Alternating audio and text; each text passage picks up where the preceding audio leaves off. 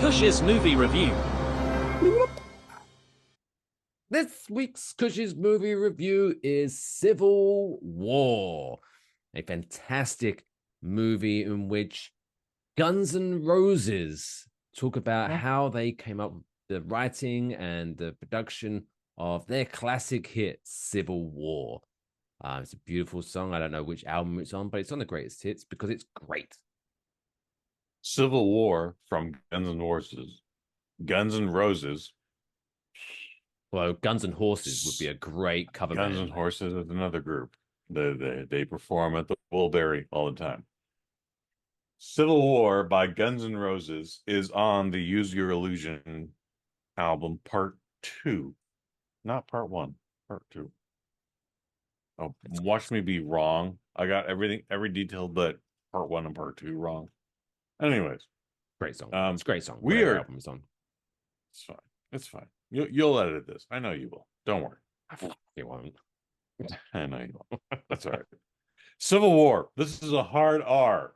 This is by A24. This is 1 hour and 49 minutes, dude. It's written and directed by Alex Garland. Now, if you're familiar with that name, he has also done Ex Machina, which is when Poe Dameron sexually danced with a fake CGI robot. I didn't see it. Everyone has said it's good though. I've not heard a negative review about that movie. So Sounds kinky. for whatever reason, I still have not gone on my way to see it. But I understand it's a great movie. I saw Annihilation. That was with a bunch of ladies. I'm sorry, I don't remember the names. We're not doing that review, but I can tell you, I think I had a heart attack during Annihilation. And not because I'm now 45. This would have been 5 years ago, 4 or 5 years ago. But I think I just had too much salty popcorn, too much butter flavoring as opposed to butter. And all I remember is just before the bear scene, and the folks who have seen this movie know what I'm talking about. All of a sudden, my arm went dead. And I went, oh my God, this is like the most painful thing I've ever experienced in my life here. And then I sipped my Pepsi, and I went, oh good. Got some movement back in there. So I guess there was some water in that Pepsi. So thank you, Fountain Pepsi, for saving me and not being me a headline and man dies during a screening of Annihilation. But yeah, the way you set Anyway, it up, it kind of made it sound like the movie was so shocking that it gave you a heart attack. It was just the fact that the you movie's ate too much scary, fatty dude. food. There's a scene where there's like a bear man, Bear man pig. Man bear there's pig. some mutant in there where you're just like, this is the most terrifying thing I've ever seen. However, that was not the cause of my possible mini heart attack. However, as you can tell, we survived. We are being better about our diet, and y'all should too. Anyways, Alex Garland Four out of made this five. movie. He wrote and directed it. I think that's his. Those are his caveats. This stars Miss Kirsten Dunst. You know her from Spider-Man. Wagner Muta. I don't Magnum Warta. I don't know where he's from. He apparently played Death in the latest Puss in Boots cartoon. By the way, scary fucking character. Good for you, Puss in Boots. And then otherwise I couldn't point him out. Anyways, also You can lady point name out death. In Puss in Boots, I'm pretty sure he's pretty clear which character's death. He's the yeah, guy still with the scary. big with the cape and the scythe. I didn't say you couldn't identify him. I in that cartoon, I just said you couldn't identify him, period. Scary character still. Anyways, Mike Fish. We're gonna go through Cailee Spaeny? I don't know. She's the young buck in this, and then the big man, Stephen Henderson. He was most recently he's definitely in Dune Part 1. I don't remember him being in Dune Part 2, but he is the only obese gentleman in there that is light skinned with 1,000 freckles on his face. Um, you'll know him when you see him. And then the president is actually played by Nick Offerman. Nick Offerman does a lot of great work. He is not given anything to do in this. He gives a little speech, and that's really it. There's 1 to 2 more scenes. For spoiler's sake, I won't get into that. However, Nick Offerman is fine as a guy who's playing Ronald Reagan, Bill Clinton, Donald Trump, and maybe a couple other presidents that I don't recognize. However, the story is this: it is an alternate timeline. It's the near future. It could be today, could be 10 years from now. However, social media, nothing anymore. Smartphones do exist, but only with the capability of just, well, there's an app and you can look at your photos on pure film through it. By the way, why are we still using pure film in this timeline? That's my biggest problem with this whole movie. Um, Same timeline. We're also just like, again, what started the Civil War? Again, the movie is called Civil War. This would, by this timeline, be the second Civil War the United States of America has had. And in the trailer, California and Texas have aligned, which seems wildly out of place. In the movie, not mentioned so much, if at all. I don't remember being mentioned. However, when the president, Nick Offerman, is giving his little speech, he talks about, like, yeah, we fucked up Florida. You're not coming after me. We fucked up Florida. So all y'all can fuck off. This is a road movie, a road trip movie. Kirsten Dunst, Mr. Waylon Molan, and then Stephen Henderson. They're all on their way to Charlottesville. I'm bad on my geography, so I thought this was Charlottesville, South Carolina, which would be way south of Washington, D.C.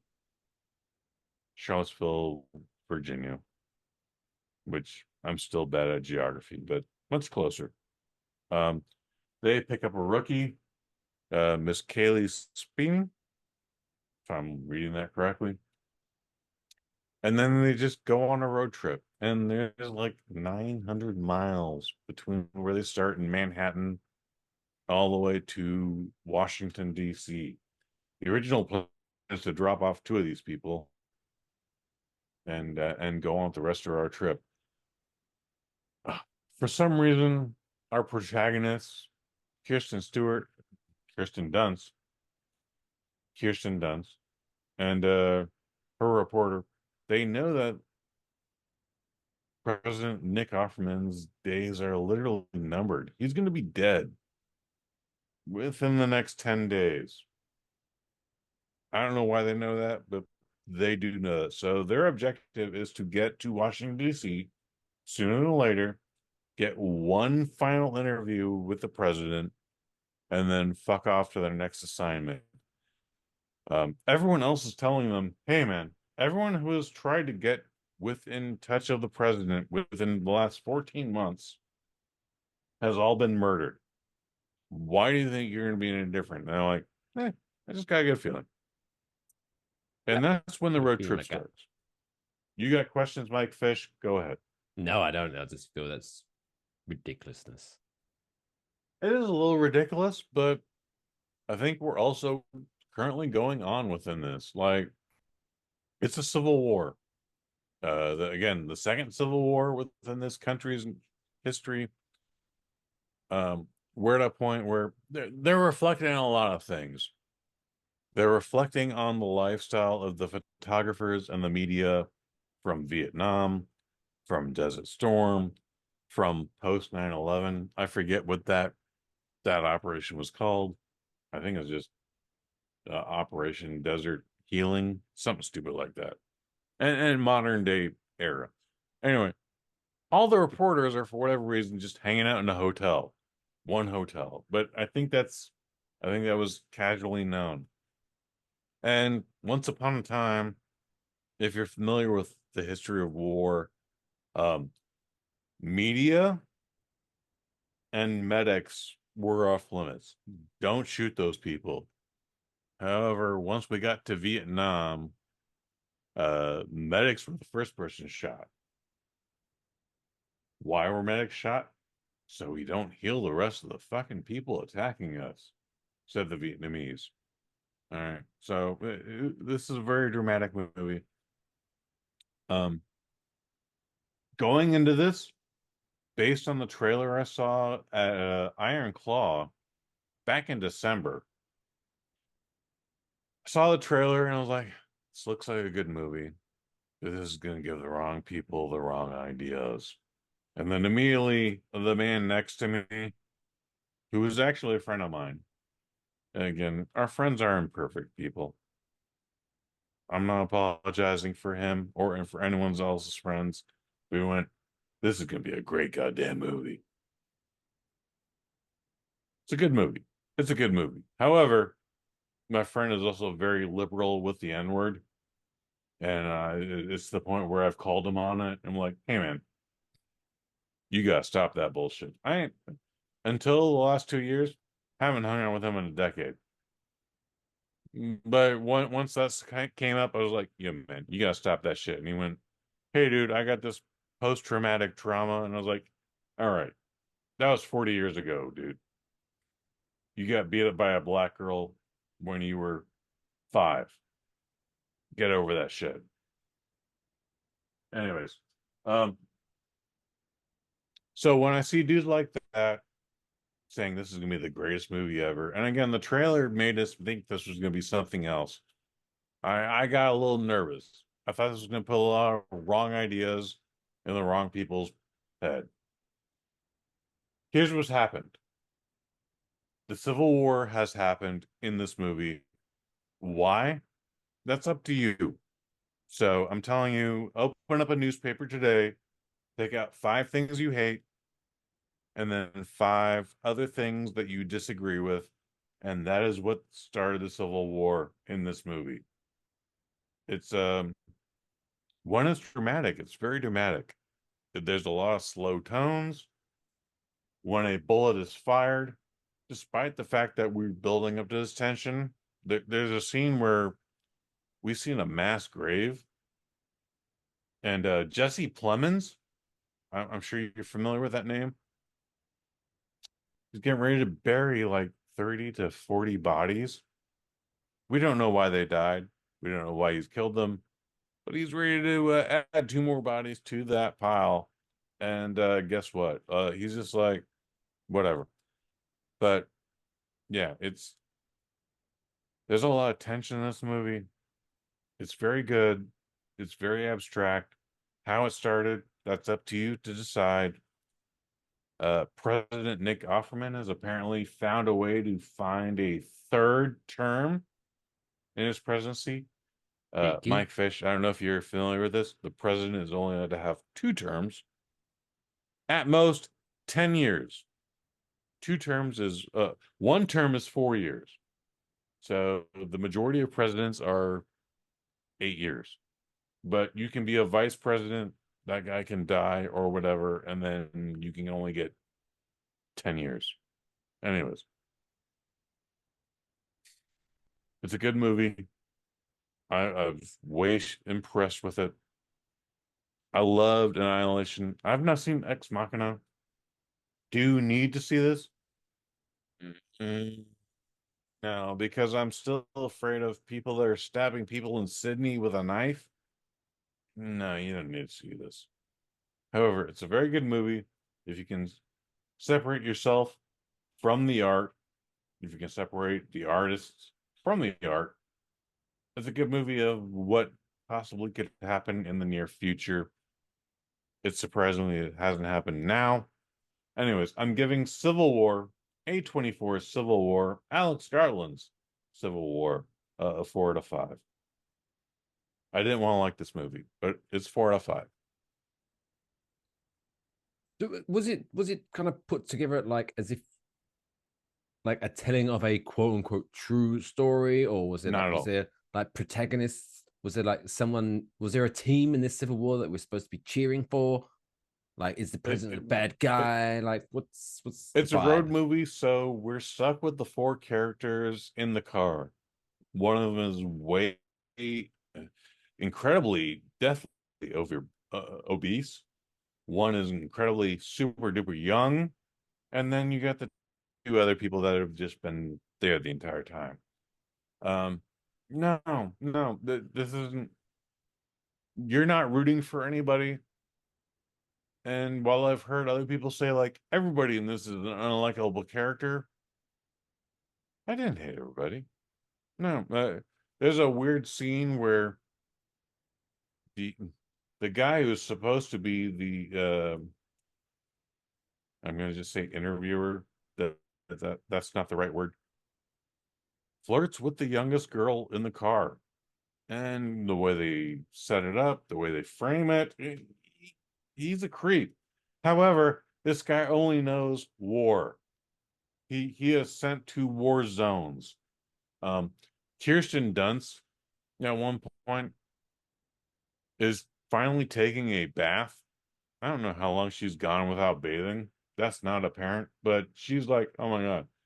I'm reflecting on so many things here where like a man has been bound into a tire, doused in gasoline.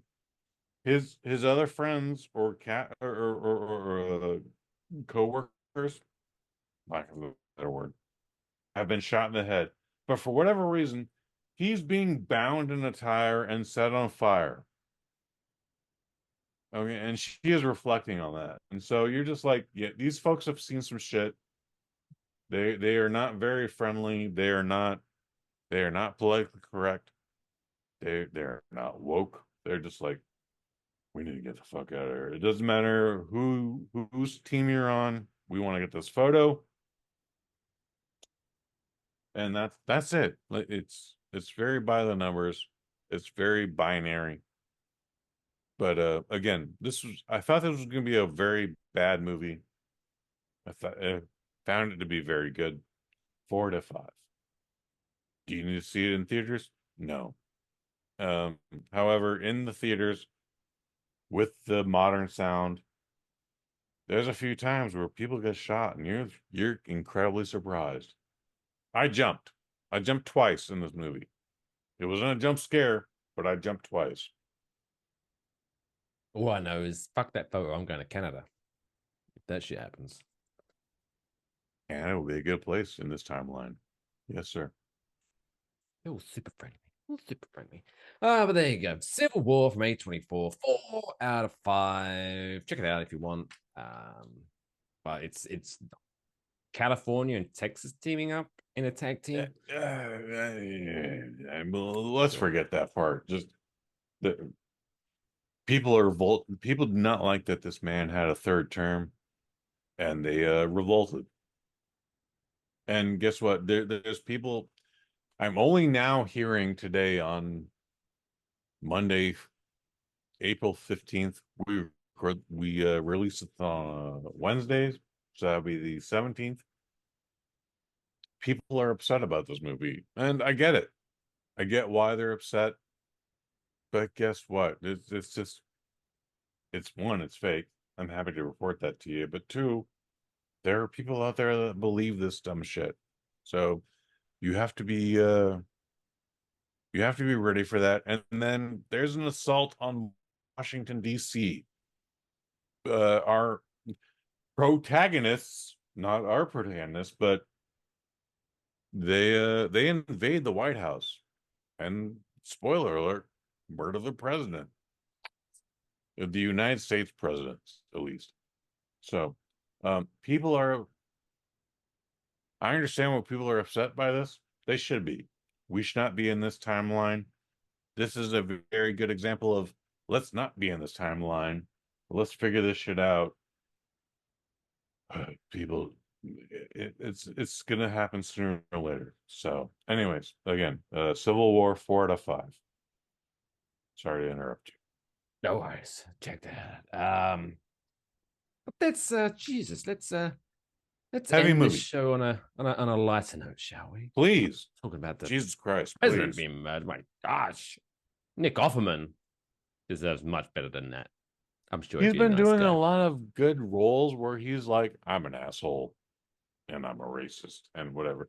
I told you of a movie called Origins. He plays a plumber in that, where he's kind of racist, and then the woman reverse psychologies him, and they're like, all right, I wasn't gonna do anything, but now what can I do for you? Anyways, let's get into this final segment. But he was nice in The Last of Us. What a nice guy. Yeah, one of his best roles, actually. And I've never played The Last of Us, the video game series.